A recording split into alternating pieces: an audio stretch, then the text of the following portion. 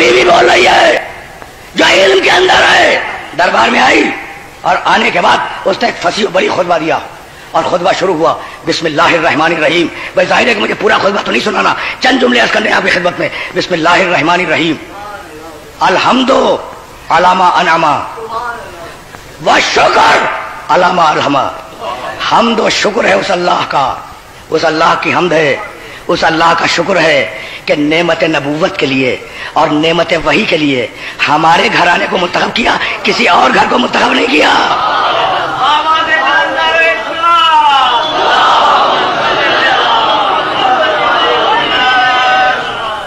Situation ذہن میں ہے.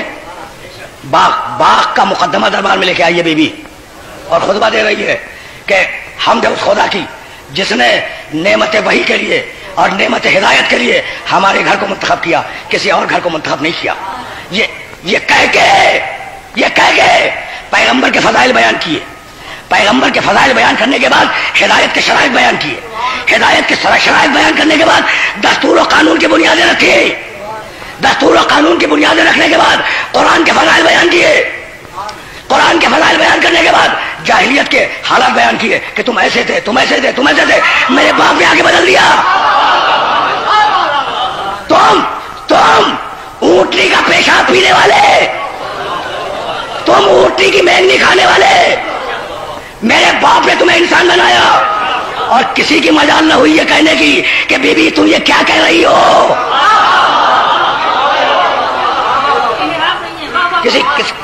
کسی کی مجال نہ ہوئی ٹوکنے کی کہ بی بی تم یہ کیا کہہ رہی ہو. محمد مصطفیٰ کے فضائل بیان کیے. محمد مصطفیٰ کے فضائل بیان کرنے کے بعد ایک مرتبہ شہزادی نے جنگوں کے حالات بیان کیے اور علی کے فضائل بیان کیے. اور علی کے فضائل بیان کرنے کے بعد فلسفہ تشریع اسلامی پہ گفتگو کی کہ حج کیوں، نماز کیوں، روزہ کیوں، زکوٰۃ کیوں. اور بیان کرنے کے بعد 7 آیتیں وراثت کی پڑھی. اب آواز دی بھائی ٹھنڈے دل سے سنے. فجعل اللہ لکم الایمان تطہیرا لکم من الشرک.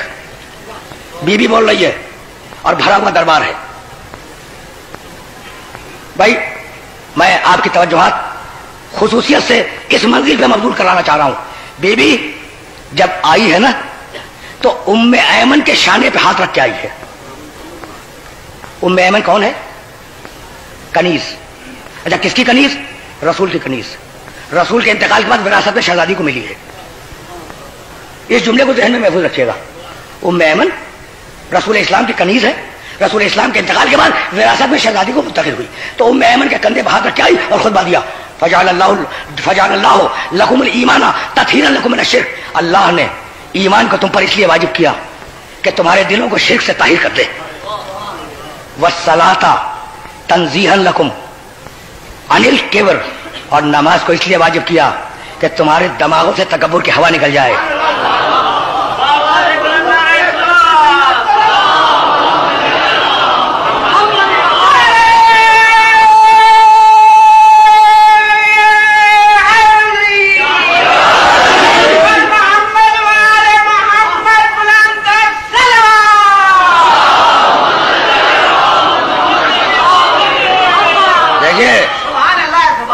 کس شان سے خطبہ دے رہی ہے بی بی.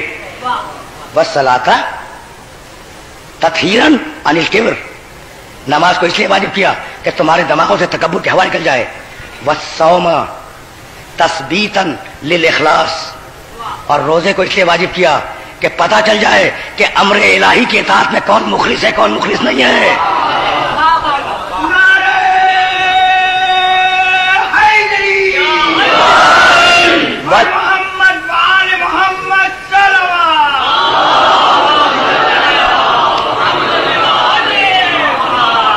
والصيام تثبيتا للاخلاص. اخلاص کو جانچنے کے لیے روزے کو واجب کیا. والزکاۃ تزکیۃ للنفس والنماء فی الرزق. اور زکات کو اس لیے واجب کیا کہ تمہارے نفوس کا تزکیہ ہو جائے اور تمہارے رزق میں برکت عطا ہو. والحج تشعیدا للدین. اور حج کو اس لیے واجب کیا کہ جب لوگ مسلمان جمع ہوں تو دین کا استحکام نگاہوں کے سامنے آ جائے.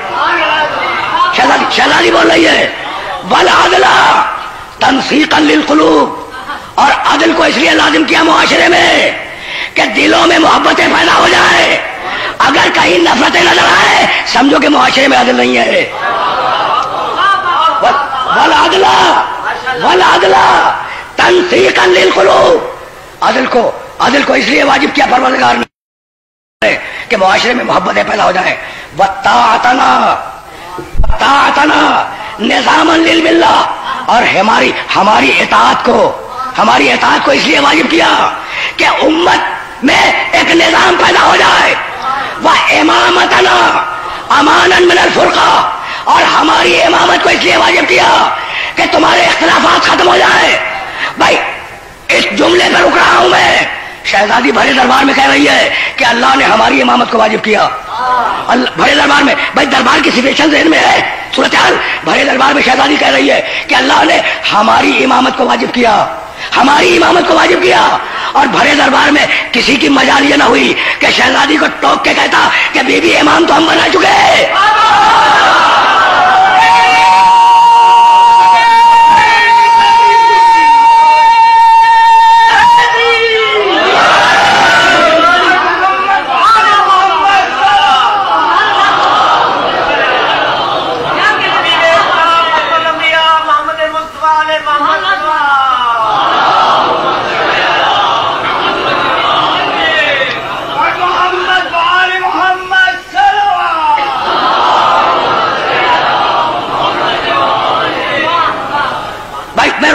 روک کے جملہ کرنا چاہتا ہوں. بھائی نماز شہود ہے، پڑھتے ہوئے آپ دیکھ سکتے ہیں، لیکن نماز کیوں واجب ہوئی؟ غیب ہے. میں نے بات کہہ دی. بھائی رکھا ہوا روزہ آپ دیکھ سکتے ہیں کہ روزہ رکھا ہوا ہے، لیکن روزہ کیوں واجب ہوا؟ یہ غیب ہے. تو بیوی کی نگاہ علم الہی کے غیب کو دیکھ رہی تھی اور بتلا رہی تھی. توجہ رہے، بتلا رہی تھی کہ بھائی روزہ اس لیے واجب ہوا، نماز اس لیے واجب ہوئی، حج اس لیے واجب ہوا، زکات اس لیے واجب ہوئی، عدل کو اس لیے واجب کیا گیا، ہماری اطاعت کو اس لیے واجب کیا گیا، اور ہماری امامت کو اس لیے واجب کیا گیا. تو جیسے ہی کہا کہ ہماری امامت کو واجب کیا گیا تو کوئی تو کہہ دیتا کہ بی بی تم یہ کیا کہہ رہی ہو، ہم امام تو بنا چکے ہیں. تو بھائی اب کچھ بات سمجھ میں آئی. شہزادی خرمے کے درختوں کا مطالبہ کرنے نہیں گئی تھی، یہی بتلانے گئی تھی کہ تمہارے بنائے ہوئے امام اور ہیں، اس کے بنائے ہوئے امام اور ہیں.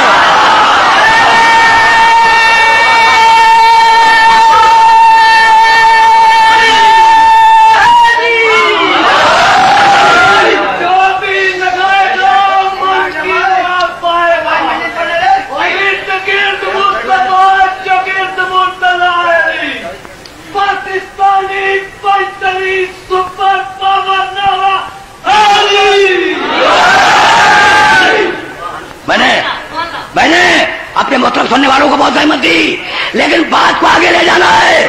تشریح اسلامی کے فلسفے میں گفتگو کی کر دی نا گفتگو. نماز یوں واجب ہوئی، روزہ یوں واجب ہوا.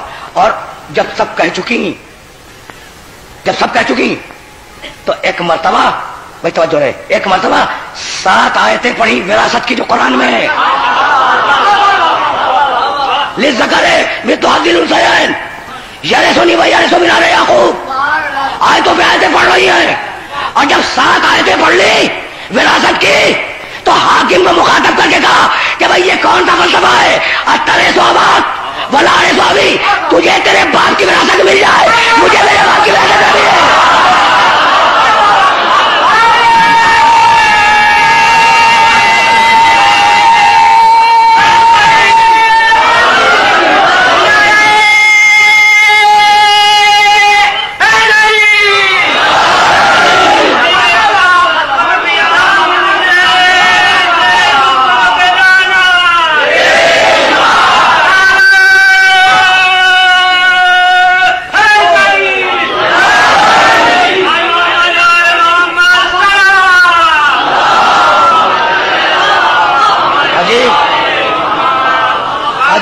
عجیب مسئلہ ہے. اترث اباک، تجھے تیرے باپ کی میراث مل جائے اور مجھے میرے باپ کی میراث نہ ملے.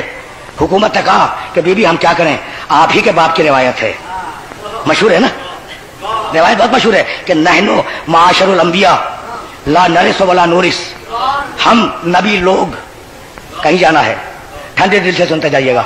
हम नबी लोग गरोह अंबिया ला नरेसो, न किसी से विरासत लेते हैं, वला नूरिस, न किसी को विरासत देते हैं। मा तरकना हो सदका, जो हम छोड़ के जाते हैं, तलका मा तरकना हो सदका, जो हम छोड़ के जाते हैं वो सदका होता है। तो हम नबी लोग क्या करते हैं, न किसी से विरासत लेते हैं, न किसी को विरासत देते हैं। जो छोड़े अपने घर में वो सदका है। अब क्या कीजिएगा इस बात को कि बीवी पहले ही आयत पढ़ चुकी थी, वरेसा सुलेमानो दाऊदा, बीवी पहले ही आयत पढ़ चुकी थी। सुलेमान ने दाऊद से विरासत ली, सुलेमान भी नबी, दाऊद भी नबी। तो खुरमे के दरख्तों का मुतालबा करने नहीं गई थी, पूछने गई थी कि पूरे कुरान पे एतमाद है या आधे कुरान पे एतमाद है।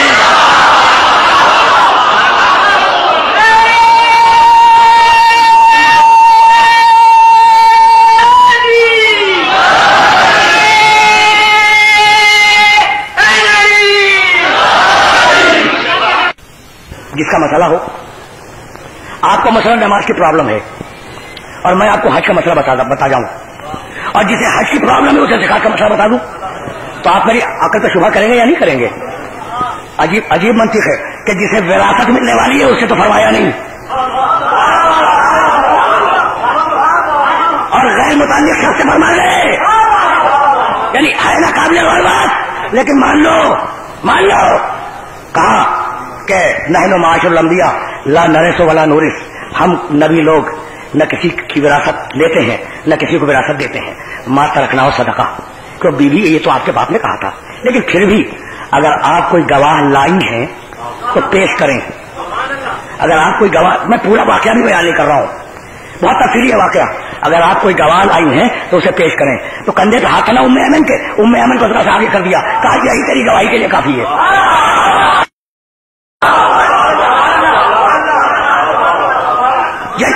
यही तेरी गवाही के लिए काफी है। कहा कनीज की गवाही कबूल नहीं है, भाई तवज्जो रहे, कहा कनीज की गवाही कबूल नहीं है।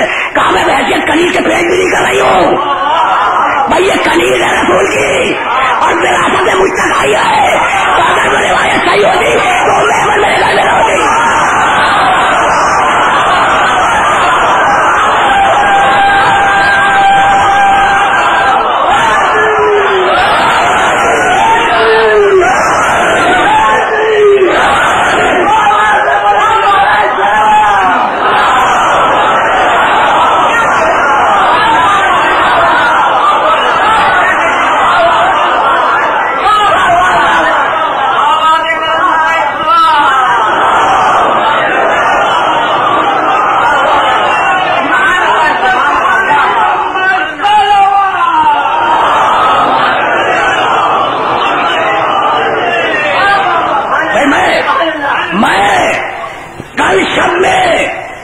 बारगाह बुतरा भी अर्ज कर रहा था कि अरे मोहम्मद ने रोटियां उठा के दे दी, भूखे रहे।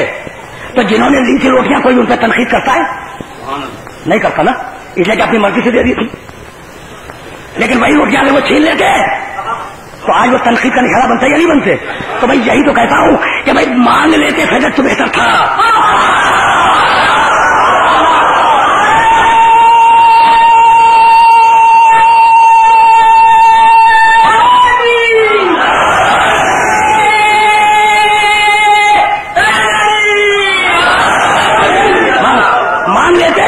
मांग लेते तो बेहतर था, इसलिए कि बीबी की निगाहों में खुरमे के चंद रस्तों की कोई अहमियत नहीं थी। यानी तुम ये समझते हो कि वो खुरमे के चंद रस्त उन्हें मांगने नहीं थी? भाई जिसके महल में जन्नत हो,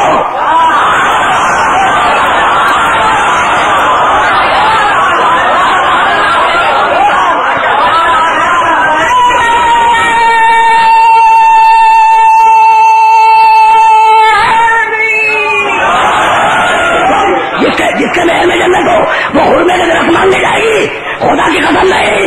अच्छा तो फिर गई क्यों? भाई मजाक है फातिमा का घर से कदम निकालना, खुदा की कसम मजाक नहीं है। तो फिर क्यों गई? भाई बीवी मैदान में क्यों आई? बीवी ने घर से कदम क्यों निकाला? बीवी ने दरबार में खुदा क्यों दिया? हुर्मे के दरख्तों के लिए नहीं, हुर्मे के दरख्तों के लिए नहीं, पूरा वाकया देखने गए। अरे जुमला करना चाह रहा हूं, भाई बीवी ने आयतें पढ़ी, जवाब में हदीस पढ़ी गई, یہی ہوا نا.